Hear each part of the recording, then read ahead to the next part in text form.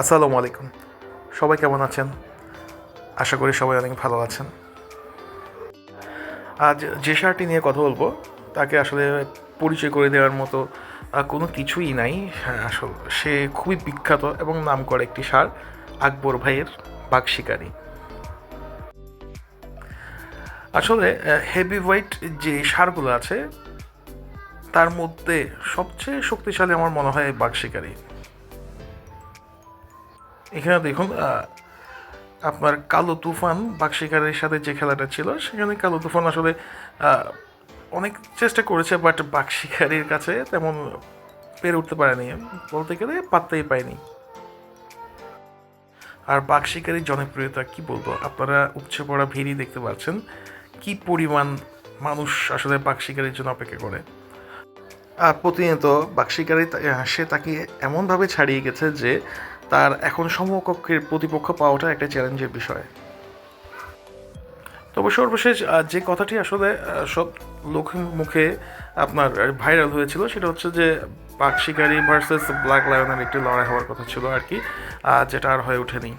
আপনি দেখছেন বাঘ শিকারি আসলে কতটা বিশাল।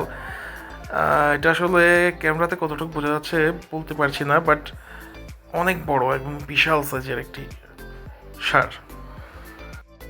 প্রতিপক্ষ না পেলেও বাঘ শিকারি কিন্তু প্রতিনিয়ত তার ট্রেনিং বন্ধ রাখছে না, সে প্রতিনিয়ত নিজেকে আরও শক্তিশালী মজবুত করে গড়ে তুলছে।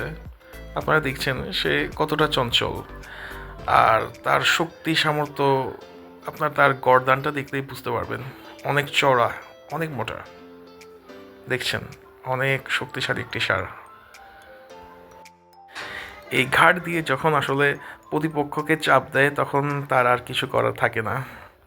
বাঘ শিকারি শুধু মাত্র যে ষাঁড়দের সাথেই লড়ে তা না, মাঠে কিন্তু তার অনেকগুলো প্রতিপক্ষ থাকে, তার মধ্যে হচ্ছে এই তান্ত্রিকগুলো। এরপরও বাঘ শিকারিকে আসলে দমিয়ে রাখা সম্ভব হয় না। বাঘ শিকারির মতোই চ্যাম্পিয়ন হয়ে মাঠ থেকে ফিরে আসে। দেখুন কিভাবে সে চ্যাম্পিয়ন হয়। তার চ্যাম্পিয়নের হওয়ার আরেকটা কারণ হচ্ছে তার এই নিরলস পরিশ্রম, সেই প্রতিনিয়ত ট্রেনিংয়ের উপরে থাকে। স্বভাবে কিছুটা অলস মনে হলেও এই ষাঁড়টি আসলে অনেকই শক্তিশালী, অনেক বেশি শক্তিশালী।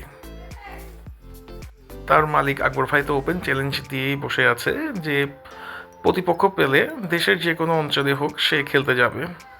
আপনারা দেখছেন বাঘ শিকারীকে দেখার জন্য কি পরিমাণ মাঠে দর্শক উপস্থিত থাকে। ষাঁড়ের লড়াইতে যে সকল ষাঁড় খুবই আপনার সুনাম অর্জন করেছে তার মধ্যে এই বাঘ শিকারী অন্যতম। আপনাদের কি মনে হয় বাঘ শিকারীর জন্য যোগ্য প্রতিপক্ষ কি হতে পারে? অবশ্যই সম্ভাব্য নামগুলা কমেন্টে জানান। আশা করি আমরা সবাই জানতে পারবো কোন কোন প্রতিপক্ষ অবশ্যই বাঘ শিকারকে টেক্কা দিতে পারে। দেখছেন দর্শকদের কি পরিমাণ আকর্ষণের কেন্দ্রবিন্দুতে আছে বাঘ শিকারী। সবসময় এ ধরনের ভিড় লেগেই থাকে বাঘ শিকারী যখন মাঠে প্রবেশ করে। আশা করি বাঘ শিকারী ভবিষ্যতেও দর্শকদেরকে আনন্দ দিবে। তার যে ন্যাচারাল খেলাটা আছে সে তা চালিয়ে যাবে এবং দর্শকরা অনেকে উপভোগ করবে।